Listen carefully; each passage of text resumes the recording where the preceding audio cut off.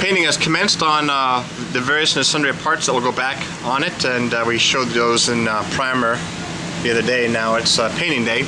He's shooting the base right now, and once the base is on, 3 coats of base, 3 coats of clear. Again, PPG finishes are what we're using, and going right through and taking care of it.